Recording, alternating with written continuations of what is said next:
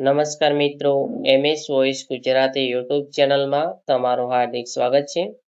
પીટીસીમાં online પ્રવેશ માટેનો પ્રક્રિયા શરૂ થઈ ગઈ છે. જો તમારે પણ તમારું ફોર્મ ભરવું છે તો તમે ફોર્મ કેવી રીતે ભરી શકશો તેને લગતી બધી જ માહિતી તમને આ વિડીયોમાં જણાવવામાં આવશે. જો તમે ચેનલમાં નવા છો તો ચેનલને સબસ્ક્રાઈબ કરી લો અને વિડીયોને પૂરો અંત સુધી જરૂર દેખજો. સૌપ્રથમ તમારે પીટીસીની વેબસાઇટ ઓપન કરવાની છે, જ્યાં તમને રજિસ્ટરનું ઓપ્શન જોવા મળશે તેના પર તમારે ક્લિક કરી દેવાનું છે. સૌપ્રથમ તમારે અહીંયાથી કોર્સના પ્રકારમાં પીટીસી સિલેક્ટ કરવાનું છે. તમારે જે પણ એબીસી આઈડી એટલે કે અપાર આઈડી છે તેનો તમારે નંબર લખી દેવાનો છે. ત્યારબાદ ધોરણ 10ની માર્કશીટમાં જે પ્રમાણે તમારું નામ છે તે પ્રમાણે તમારે અહીંયા નામ લખી દેવાનું છે. નામ લખવામાં કોઈ પણ પ્રકારની તમારે મિસ્ટેક કરવી નહીં અથવા તો તમારું ફોર્મ રિજેક્ટ થશે.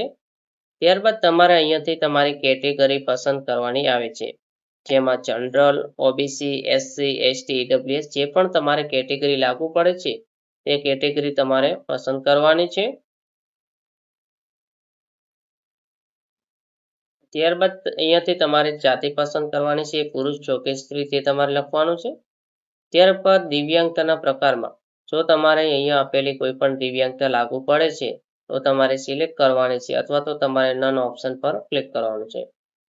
ત્યારબાદ અહીંયાથી તમારી જન્મ તારીખ તમારે લખી દેવાની છે. નીચે જશો એટલે શું તમે ગુજરાત રાજ્યની ખાનગી પ્રાથમિક શાળામાં ફરજ બજાવતા બિન તાલીમ શિક્ષક છો અને માન્ય પીટીસી કોલેજમાં તમે પીટીસીની તાલીમ મેળવવા માટે ઈચ્છો છો. એટલે કે જો તમે પીટીસી કરેલ નથી પરંતુ તમે હાલ કોઈ પણ શાળામાં તમે અભ્યાસ કરાવવા જો તો તમારે જો તાલીમ માટે અરજી તમે કરી રહ્યા છો તો તમારે હા પર ક્લિક કરવાનું છે. હા પર ક્લિક કરશો એટલે તમને બે ઓપ્શન જોવા મળે છે, જેમાં બિન તાલીમ શિક્ષક તરીકેનો નિમણૂકનો તમારે હુકમ દેવાનો છે એટલે ઓર્ડર, અને તમે જે પણ શાળામાં ફરજ બજાવો છો તે શાળાના આચાર્યશ્રી પાસેથી તમારે એક માન્ય પ્રમાણપત્ર લેવાનું રહેશે. જો તમારે લાગુ નથી પડતું તો તમારે નો પર ક્લિક કરવાનું છે. ત્યારબાદ અહીંયા તમારે જે પણ ચાલુ કાયમી ઈમેલ આઈડી છે તે ઈમેલ આઈડી લખી દેવાની છે. તમારો મોબાઈલ નંબર પણ તમારે લખી દેવાનો છે. ત્યારબાદ અહીંયા જે કેપ્ચા કોડ આપેલ છે તે કેપ્ચા કોડ લખીને તમારે ગેટ ઓટીપી પર ક્લિક કરવાનું રહેશે. ગેટ ઓટીપી પર તમે ક્લિક કરશો એટલે તમારી ઈમેલ આઈડી અને મોબાઈલ નંબરમાં એક 5 ડિજિટના ઓટીપી આવે છે. સૌપ્રથમ તમારે ઈમેલનો ઓટીપી લખી દેવાનો છે. ત્યારબાદ તમારે મોબાઈલ નંબરનો પણ ઓટીપી લખી દેવાનો છે. અહીંયા જે કેપ્ચા કોડ આપેલા છે તે કેપ્ચા કોડ તમારે લખી દેવાનો છે. જો ઓટીપી તમારે આવતો નથી તો તમારે રીસેન્ડ ઓટીપી પર ક્લિક કરવાનો છે. ત્યારબાદ તમારે સબમિટ પર ક્લિક કરવાનું રહેશે. રજિસ્ટ્રેશન થઈ ગયા બાદ તમારા મોબાઈલ તથા ઈમેલમાં એક તમને પીટીસીનો રજિસ્ટ્રેશન નંબર અને એક પાસવર્ડ આવેલા છે. તેના દ્વારા તમારે સૌપ્રથમ લોગિન કરવાનું છે, જેમાં યુઝર આઈડીમાં સૌપ્રથમ પીટીસી, ત્યારબાદ અહીંયા 26+4 જીરા હશે અને ત્યારબાદનો જે પણ તમારો યુઝર નંબર હોય છે તે તમારે લખવાનો છે. લોગિનમાં તમે પાસવર્ડ તથા ઓટીપી બંને રીતે તમે લોગિન કરી શકો છો. ત્યારબાદ ફોર્મ સિલેક્ટ ટાઈપમાં પીટીસી સિલેક્ટ કરી દેવાનું છે. તમારે જે પણ પાસવર્ડ આવ્યો છે તે પાસવર્ડ તમારે લખી દેવાનો રહેશે. ત્યારબાદ અહીંયા જે કેપ્ચા કોડ આપેલ છે તે કેપ્ચા કોડ તમારે લખવાનો છે અને સાઇન ઇન પર ક્લિક કરવાનું છે. ત્યારબાદ લોગિન કરશો એટલે તમને એક આ પ્રકારની વિન્ડો જોવા મળશે, જેમાં અહીંયા એપ્લિકેશન નામ, તમારો પીટીસીનો એપ્લિકેશન નંબર, તમારી ઈમેલ આઈડી, મોબાઈલ નંબર આવી ગઈ હશે. અહીંયા તમારે એપ્લિકેશન સ્ટેટસમાં પેન્ડિંગ બતાવતું હશે. ત્યારબાદ નીચે જશો એટલે એપ્લિકેશન પ્રોસેસમાં સૌપ્રથમ તમારે તમારી પ્રોફાઇલ બનાવવાની છે. ત્યારબાદ તમારે એકેડમિક ડિટેલ્સ લખવાની છે. તેના પછી તમારે ડોક્યુમેન્ટ અપલોડ કરવાના છે અને તમારે એપ્લિકેશન સબમિટ કરવાની છે. સૌપ્રથમ તમારે પ્રોફાઇલ પર ક્લિક કરવાનું છે. પ્રોફાઇલ પર તમે ક્લિક કરશો એટલે આ પ્રકારની એક વિન્ડો ઓપન થશે, જેમાં અરજી નંબર, તમારું નામ આવી ગયું છે, તમારી જન્મ તારીખ આવી ગઈ છે, જેમાં તમે ગુજરાત રાજ્યની ખાનગી શાળામાં ફરજ બજાવતા બિન તાલીમ શિક્ષક છો અને માન્ય પીટીસી કોલેજમાં તમે કોલેજ માટે તાલીમની અરજી કરી રહ્યા છો તો તમારે હા પર ક્લિક કરવાનું છે અથવા તો તમારે ના પર ક્લિક કરવાનું છે. જો તમે હા પર ક્લિક કરશો તો તમારે શિક્ષક તરીકેનો હુકમની જરૂર પડશે. ત્યારબાદ હાલમાં તમે જે પણ શાળામાં તમે ફરજ બજાવો છો તે શાળાના આચાર્યશ્રી પાસેથી તમારે એક પ્રમાણપત્ર પણ લેવાનું જરૂર પડશે. ત્યારબાદ તમારે અહીંયાથી જાતિ પસંદ કરી લેવાની છે, મેલ છો ફિમેલ છો, તમારે ઈમેલ આઈડી અહીંયા આવી ગઈ છે, તમારો મોબાઈલ નંબર પણ આવી ગયો છે. ત્યારબાદ અહીંયા તમારી કેટેગરી તમારે પસંદ કરવાની છે. ત્યારબાદ તમારે અહીંયા પેટા કાસ્ટ પણ લખવાની છે, જેમાં તમે તમારે અટક લખી શકો છો. ત્યારબાદ તમારે તમારો તાજેતરનો પાસપોર્ટ સાઇઝનો ફોટોગ્રાફ્સ અપલોડ કરવાનો છે, જેના માટે તમારે ચૂઝ ફાઇલ પર ક્લિક કરવાનું છે, ફોટો સિલેક્ટ કરવાનો છે અને અપલોડ પર ક્લિક કરવાનું રહેશે, એટલે તમારો ફોટોગ્રાફ્સ અપલોડ થઈ જશે. ત્યારબાદ તમારે સિગ્નેચર પણ તમારે અપલોડ કરવાની આવશે. ચૂઝ ફાઇલ પર ક્લિક કરવાનું, સિગ્નેચર અપલોડ કરવાની ને તમારે અહીંયા અપડેટ પર તમે ક્લિક કરશો એટલે તમારી સિગ્નેચર પણ અપલોડ થઈ જશે. ત્યારબાદ તમે નીચે જશો એટલે તમને એક ઓપ્શન જોવા મળે છે, અનામત વર્ગના ઉમેદવાર છો તો પ્રવેશ પ્રક્રિયા બાદ ખાલી રહેલી સામાન્ય બેઠકો પર તમે પ્રવેશ મેળવવા માંગો છો. એટલે કે જો તમે કેટેગરીમાં તમે ફોર્મ ભર્યું હોય ને તમારે કેટેગરીમાં નામ નથી આવતું ને જનરલમાં કોઈ પણ બેઠક ખાલી હોય તો તમે તેમાં પ્રવેશ મેળવવા ઈચ્છતા હોય તો તમે હા પર ક્લિક કરી શકો છો ને તેમાં 30 વર્ષથી ઓછી ઉંમરના જ ઉમેદવાર હા પર ક્લિક કરી શકે છે અને તેથી ઉપર જેમની પણ ઉંમર મર્યાદા છે તેમને 150 રૂપિયા ફી ભરવાની હોય છે. ત્યારબાદ તમારો જાતિ પ્રમાણપત્ર નંબર અહીંયા તમારે લખવાનો આવે છે. જે પણ જાતિ પ્રમાણપત્ર નંબર છે તે તમારે ચોકસાઈપૂર્વક લખવાનો રહેશે.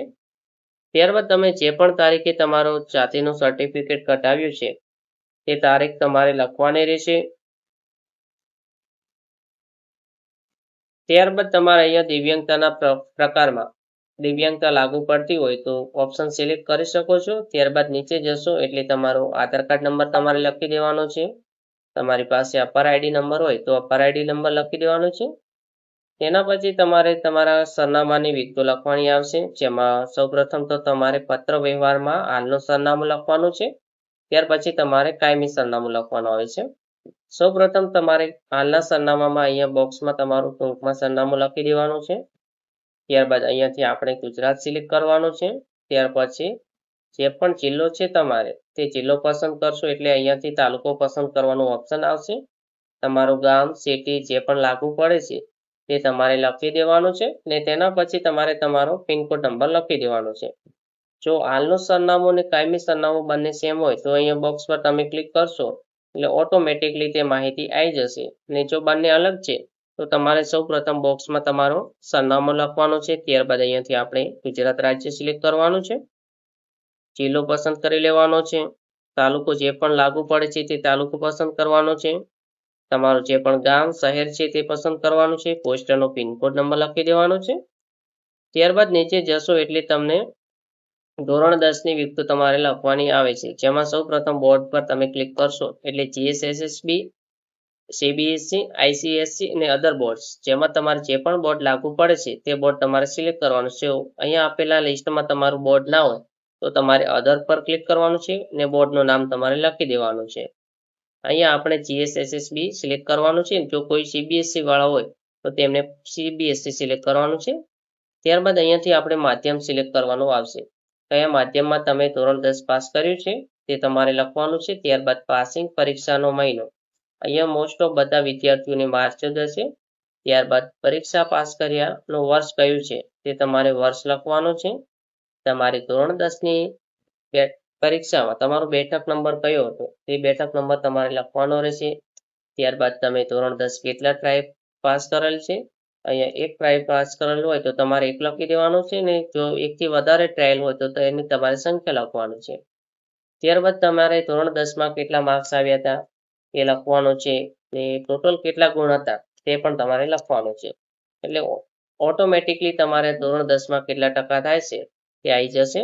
ત્યારબાદ નીચે તમને એક અધર મીડિયમ સીટ પ્રેફરન્સનો એક ઓપ્શન જોવા મળે છે, જેમાં તમે પ્રવેશ પ્રક્રિયાના અંતે ઉપલબ્ધ ગુજરાતી માધ્યમ સિવાય અન્ય માધ્યમમાં ખાલી બેઠકો પર પીટીસી કરવા માંગો છો. જો અન્ય માધ્યમની બેઠકો ખાલી રહેશે તો જ આ બેઠક પર પ્રવેશ મળવા પાત્ર થાય છે. આ માટે ઉમેદવારે ધોરણ 10 અને ધોરણ 12 ની પરીક્ષામાં જે વિષય સાથે પાસ કરેલો હોય ફરજિયાત છે. ધોરણ 12 ની ટકાવારીના આધારે આ મેરિટ ગણવામાં આવે છે. જો તમારે લાભ લેવો હોય તો તમે હા પર ક્લિક કરશો. જો તમે હાલ ગુજરાતી મીડિયમ પસંદ કરો છો ને તમારે પછી ઈચ્છા થાય છે કે ઇંગ્લિશ મીડિયમ તમારે ઇંગ્લિશમાં પીટીસી કરવી છે તો તમારે અહીંયા હા પર ક્લિક કરવાનું છે, ઇંગ્લિશ સિલેક્ટ કરી દેવાની છે.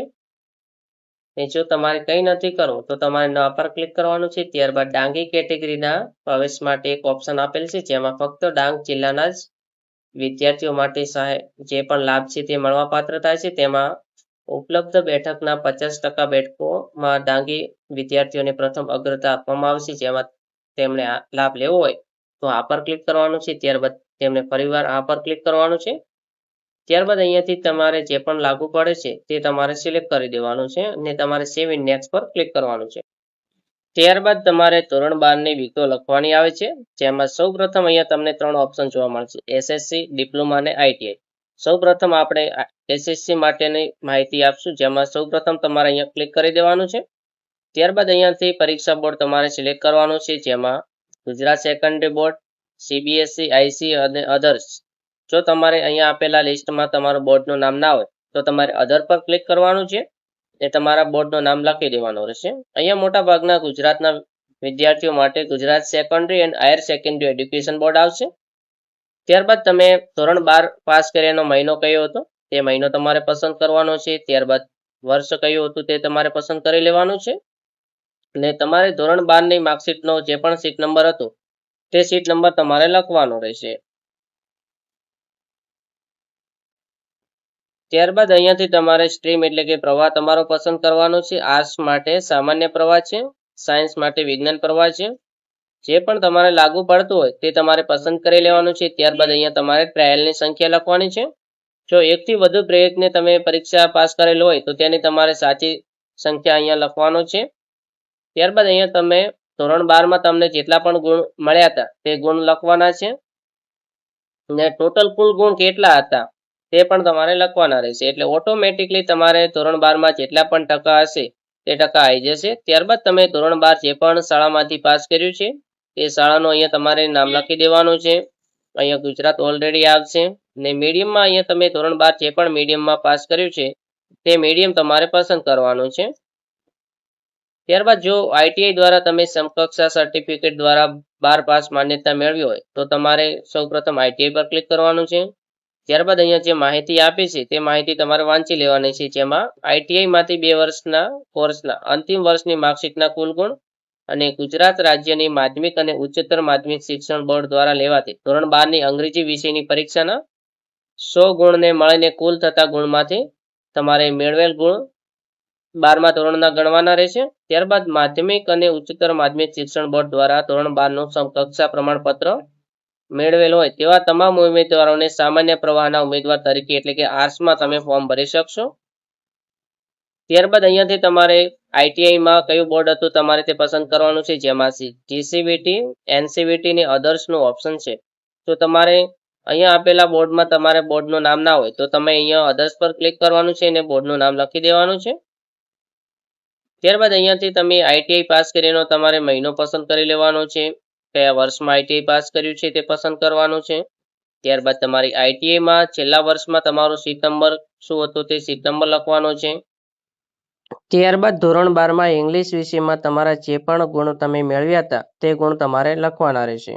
તમને આઈટીઆઈમાં છેલ્લા સેમિસ્ટરમાં કેટલા ગુણ મેળવેલ હતા તે તમારે લખવાનું છે. ત્યારબાદ ટોટલ કુલ ગુણ કેટલા છે તે પણ તમારે લખવાનું રહેશે.